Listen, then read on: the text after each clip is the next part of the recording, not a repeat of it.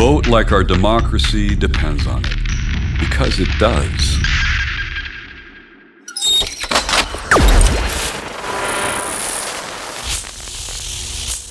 Fusebox.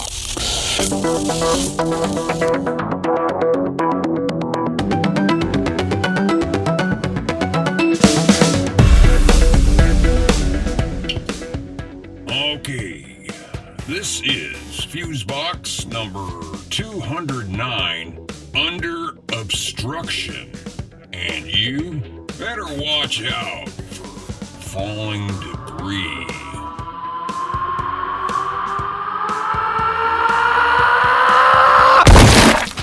Yeah, be ever mindful of the falling GOP debris. Hello, friends, and welcome in to this, the 209th edition of Fusebox, cautiously entitled Under Obstruction. And more about that in a bit. But I'm your feeling confident about the future of our democracy, but shopping for real estate in Malta just in case. Host, Marc Rose, and over there, ablaze in the patriotic glow of red, white, and blue LEDs, is the Bulwark of the bottom end. Milt Canes, everybody. What? I say, sir, you are a bulwark, a person giving strong support or encouragement in the time of need, in a time of danger or doubt. Well, holy carp. Really? Yeah. Wow. And I think we need your, as well as everybody else's, strong vocal support right now because we need to encourage folks to get out and vote. And if they have not registered yet, then they need to do that too. Yeah? Oh, well, hell yeah. Yeah, you know, we were talking about this earlier today. Yeah, right. Yeah, well, hell yeah, I'm in, man. Well, that's good, because we'll have more about all this very soon.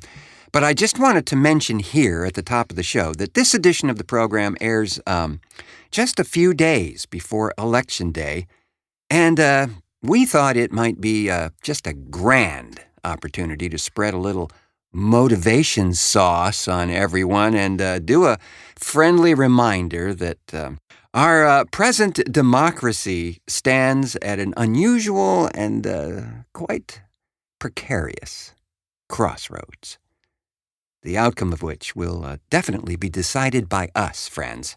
Yeah, provided they allow you to vote.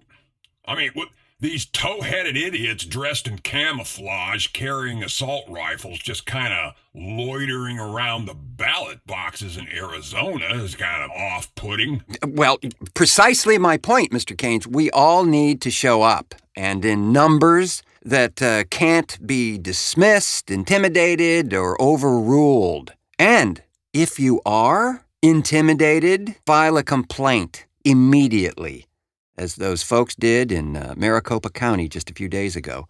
Because that experience, like you just mentioned, that's illegal. Well, you know, here in Oregon, they make it just about as easy as they can. I mean, it's all, mail-in ballots here. It's great. Yeah, and and you know what else? They even pay the postage for you. Give you a little handy voters information pamphlet.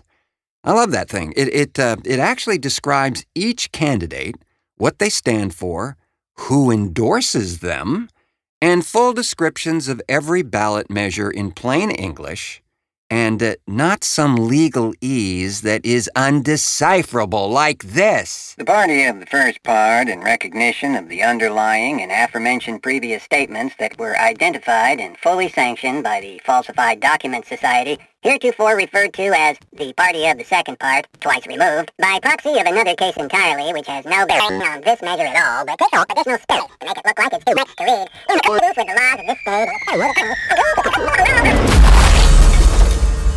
Shut up!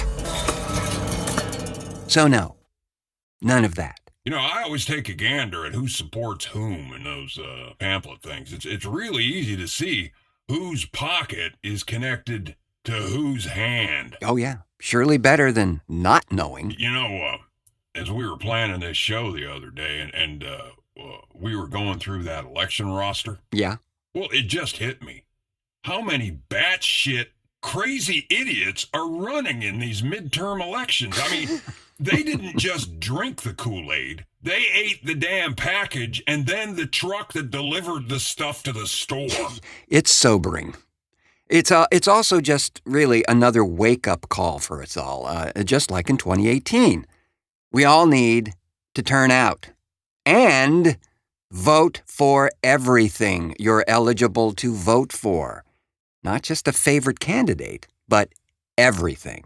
See, if you read about these ballot measures and in particular what they are targeted for, oftentimes these things get kind of overlooked and then the result of voting incorrectly there might have some unfortunate outcomes for us. Well, we seem to be pretty informed out here on these things. I mean, it's like you said, it's described in plain English and tells you the pros and cons of every measure. It is a crazy landscape out there. Certainly not in my lifetime have I ever seen such an absolutely contentious political landscape. And you go back to what? Lincoln? Now cut that out! Hey y'all, this is Harper Valley, and well, goodness gracious, I just wanted to give you a friendly reminder to get out there and vote. You know just as well as I do that every vote counts, including yours. So don't be a squirrel's honey. Okay, darling? Get out there and exercise your right to vote. And if you don't, well, you can just kiss my peppery cheesy grits. Okay, bye now. Kris Kringle here, up to my armpits and Legos, Nintendos and Barbies. Talk about supply chain issues. When it's 30 below here and half your elves have left for cussier jobs making cookies, it just makes you rethink the whole 1 billion toys in a night routine. But that's not why I called.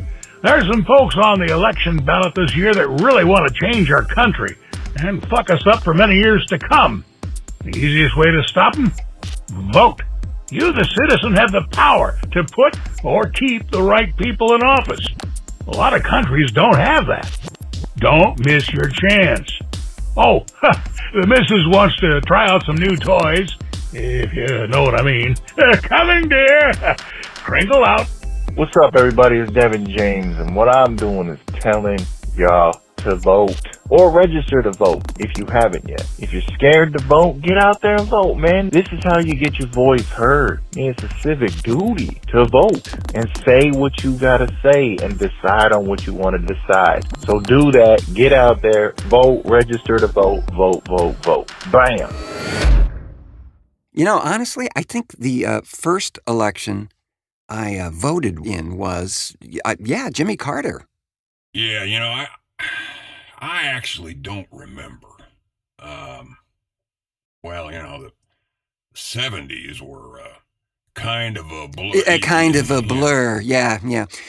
Well, to put a little menu together of utter stupidity and true conspiracy, we offer this brief time capsule of voter suppression. And let's start with Arizona Republican nominee for governor, Kari Lake, who just recently refused to say that she would accept the results of the upcoming election unless she wins.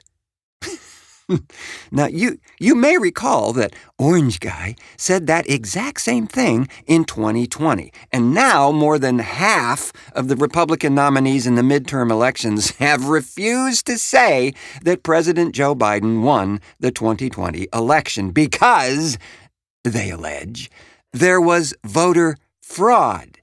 And most of the, quote, fraud that has been detected and determined came from the Republicans, but that's another story. This, of course, flies in the face of the fact that voters have the right to choose their actual leaders. And some of you are not chosen, period. Yeah. Well, this voter rejection thing from the GOP is evidently not new, by the way. It's been part of the GOP machine since the 1980s. According to historian Heather Cox Richardson, whom, by the way, I sincerely recommend you follow, as she has a very logical and historically accurate view on the patterns of the political landscape, as well as just day-to-day life. A link to her blog is in the show notes, and Miss Richardson states that when it became clear to Republican leaders that their, quote, supply-side economics, a GOP idea that said, just make sure the supply is all on my side. yes, a clever turn of phrase, Mr. Keynes. You're welcome. So yes, this was a program designed to put more money into the hands of those, well, virtually at the top of the economy. And as you might imagine, wasn't exactly popular with voters who came to recognize that cutting taxes and services did not, in fact, result in more tax revenue and rising standards of living. So, as Ms. Richardson says here, voters threatened to throw the Republicans out of office and put back in place the Democrats' policies of using the government to build the economy from the bottom up. Wasn't it like somewhere during the Reagan years that they all started to monkey with voting rolls? You're right. You're absolutely right, Mr. Keynes. It appears that a rather flawed effort to protect President Ronald Reagan's second round of tax cuts, we all remember that, don't we? That was 1986. So Republicans began to talk of cutting down Democratic voting through a, quote, ballot integrity initiative, estimating that their plans could, quote, eliminate at least 60 to 80,000 folks from the rolls, particularly in the state of Louisiana. And quoting here again, if it's a close race, this could keep the black vote down considerably. And that was said by a regional director of the Republican National Committee. And then it was just a mere prancing frolic to insist that the Republicans lost elections not because of their ideas that were, well, pretty crappy and unpopular, but because Democrats cheated. Again here from Ms. Richardson. In 1994, losing candidates charged, without evidence, that Democrats won elections with, quote, voter fraud. In California, for example, Senator Dianne Feinstein's opponent, who had spent nearly $28 million of his own money on the race, but lost by about 160,000 votes, said on Larry King Live that, quote, frankly, the fraud is overwhelming, and that once he found evidence, he would share it to demand a, quote, new election. That evidence? That never materialized. But in February 1995, the losing candidate finally made a statement saying he would stop litigating despite, quote, massive deficiencies in the California election system, in the interest of a thorough bipartisan investigation and solutions to those problems. And the fact that I'm a lying bag of pig wind and can't afford to keep this pointless legal battle alive.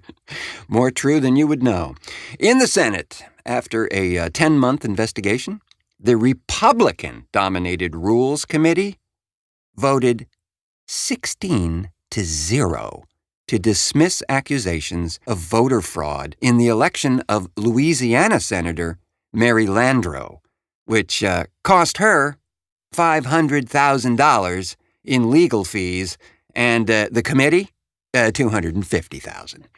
And we will continue the discussion on the other side of the break here with a gentleman who knows all about the political strategy machine inside, outside, sideways, and backwards, having spent 4 decades in political media. Stay with us. That man was in a state of shock. Thank you, Fusebox, for helping to get the vote out. I just would like to say, in this age of, yes, I'll accept the results of the election as long as I win, there has never been a more important time to go vote, to show that philosophy by overwhelming numbers that it's a ludicrous thought. Democracy needs to prevail. So please vote and help it do so. Thank you. Hola, este es Enrique Andrade urgiéndole que se registre para votar en las elecciones de este noviembre. Porque si votas, puedes. Y si puedes, vota. Regístrate y vota este noviembre. If you're someone who likes to complain, then you should vote. Then you can complain all you want. But if you don't vote, you don't have a say in this conversation because you don't care enough to make your voice heard where it counts. TheFuseboxShow.com. And we are back. Well, that's just splendid.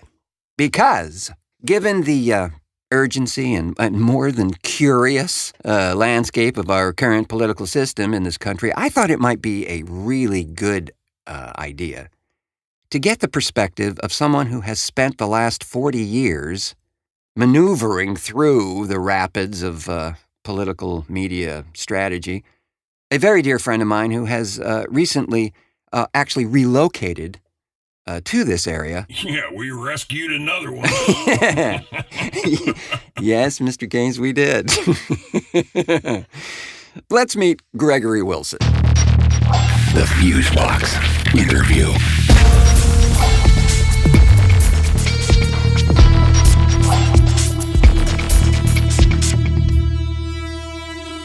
Well, first of all, thank you so much for taking the time to do this, my friend. It's been a long time coming, and as Milt, him over there, as he said earlier on, that we rescued you from your prior surroundings, so we're grateful to have you here. There's a lot of people back in Florida that are so happy that I was able to escape.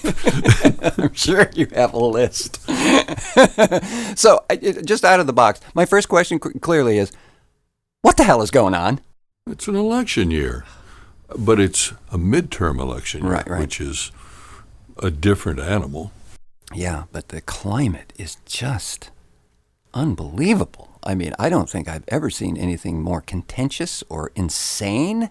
You know, some historian will point back to a time in American history where it was this bad or worse. Mm-hmm. But in our lifetime or in the recent century, no. Yeah. And it just keeps getting worse.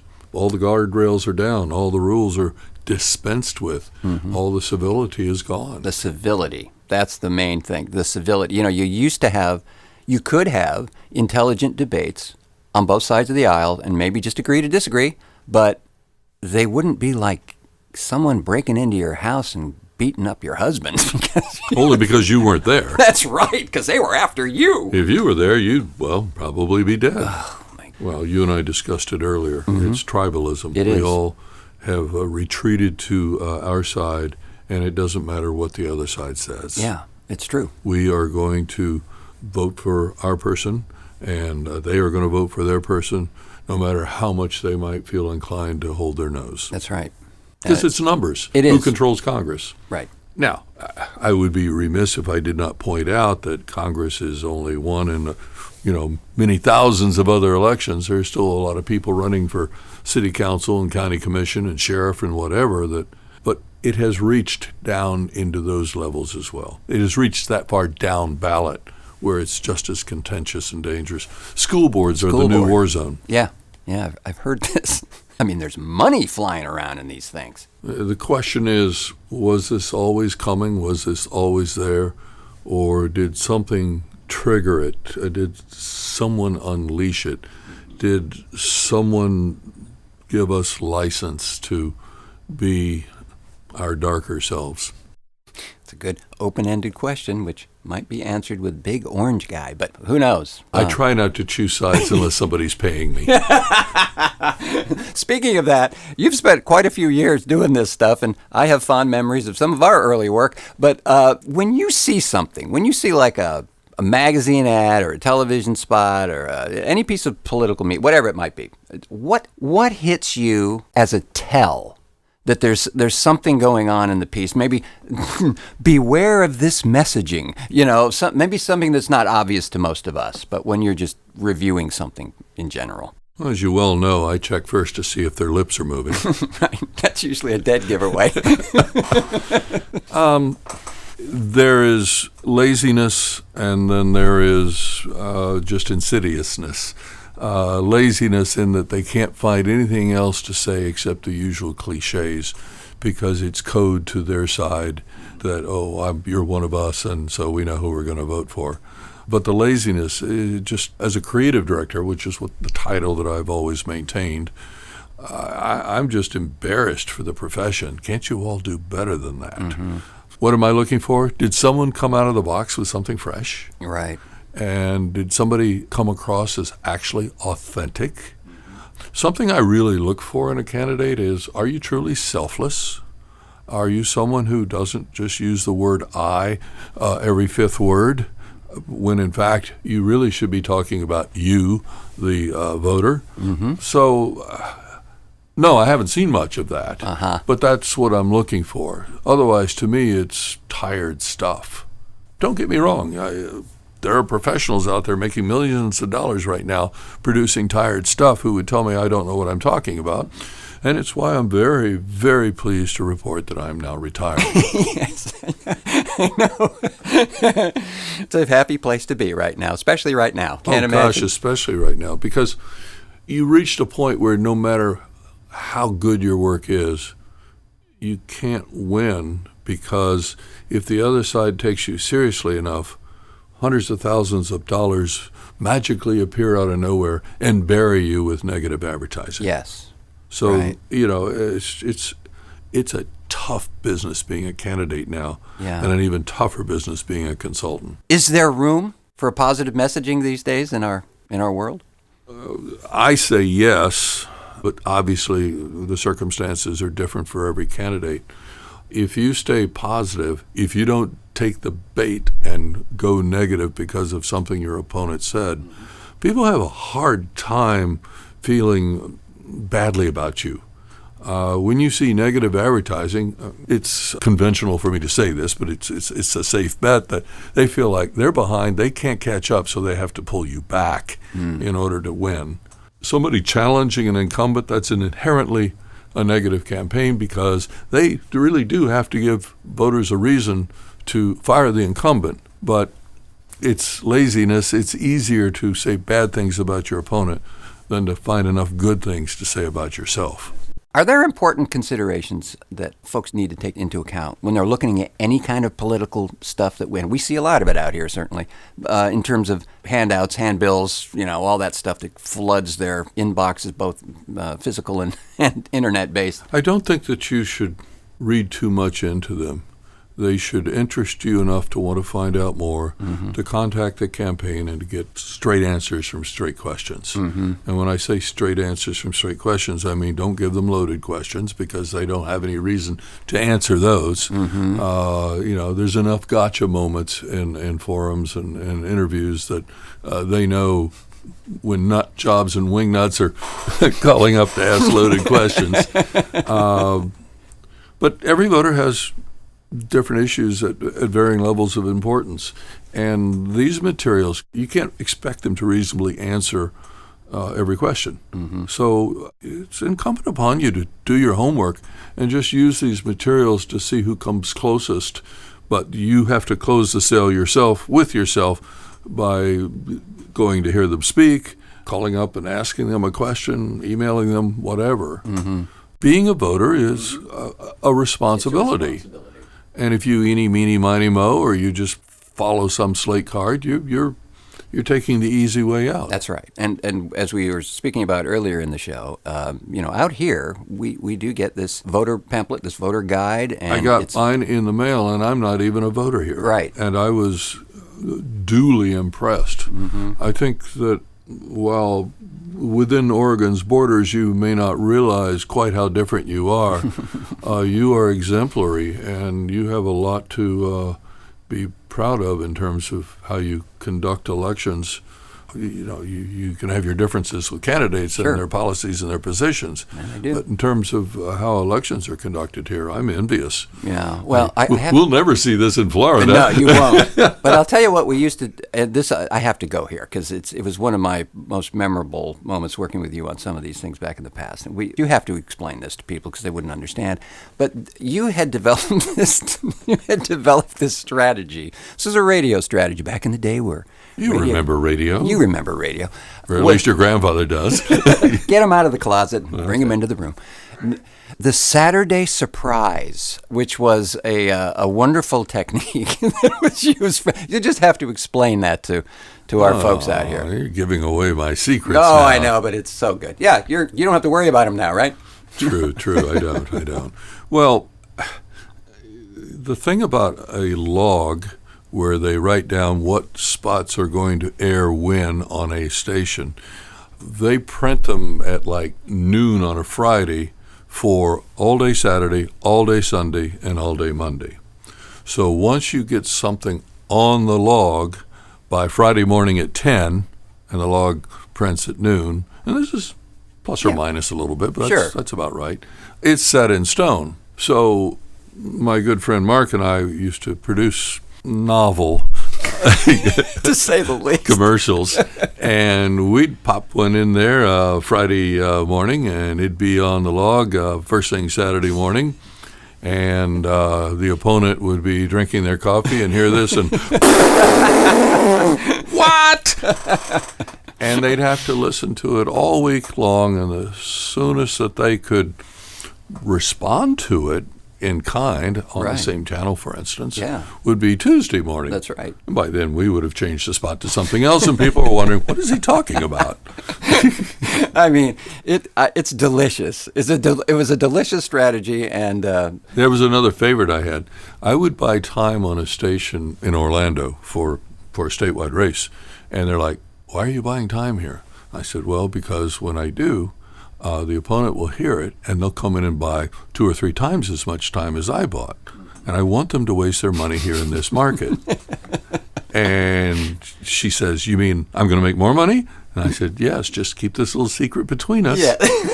As a matter of fact, tell them that I bought twice as much as I really did so that they will buy 4 or 5 times as much. That's how the game goes. And so go waste your money somewhere else. We're actually fighting the race over here. That's brilliant. So there's all kinds of little tricks. But that was then. I mean, it's a very different marketplace now. Very different methods. Technology, media, social media, digital media, cable that knows exactly who you are and what you're watching. Right. Yeah, I have described myself for years as a dinosaur trying to outrun extinction with respect to this industry, and I got out at a good time. You did, and we're happy that you got out and you're coming here. Yeah, we're going to have fun now. We are. We're going to have fun now. And thank you again so much for taking time to do this. This has been a delight. I'm glad we're just doing this in the same room, man. Well, you know that I'm a big fan of Fusebox. I was there at its inception. At its inception, and the fact that you're still here doing it is extraordinary, and I'm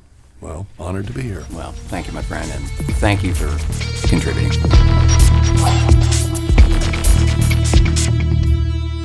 You know, I gotta say, man, I'm kind of familiar with that Saturday surprise you guys were talking about. Really? Yeah. Usually happened after a Friday night visit to Doreen's Taco Emporium for one of her famous chili and clam burritos. You're a lucky man to be alive. Yeah, that's what the coroner said. Oh, and with that, we'll call it a show, friends. But not before thanking our contributors to this edition of the show: Enrique Andrade, Levi Buchanan, Regina Carroll, Devin James, Aaron Lane, Bruce Miles, Eric Newsome, and Jeff Pollard for helping us get the message out. And big thanks to my buddy Gregory Wilson for taking the time and coming over here to play, and it was and welcome home, man. Yes, indeed, and welcome home. Yes, indeed. So I think we'll be hearing a little more from Gregory over the ensuing episodes, but so stay tuned. But anyway, and of course, thanks as well to the maestro of the meters, Milt Canes for technical assistance and so forth and so on. Well, thank you kindly. And, folks, it's kinda a big deal. So, please vote, wherever you may be, as our buddy Pollard says, in these United States of Awesome. And if you haven't registered, do it. It's use it, or maybe you'll lose it time. Yeah. Yes, we really do. We need to show up, friends, and send a clear message. And don't be intimidated by fake vote police. It's your right to vote, and it's not a privilege. So if you encounter any weirdness out there preventing you from voting, report it immediately. Because voter intimidation is a federal crime. I have been your walking softly, but carrying a big subpoena host, Marc Rose, saying, until our next cartoon.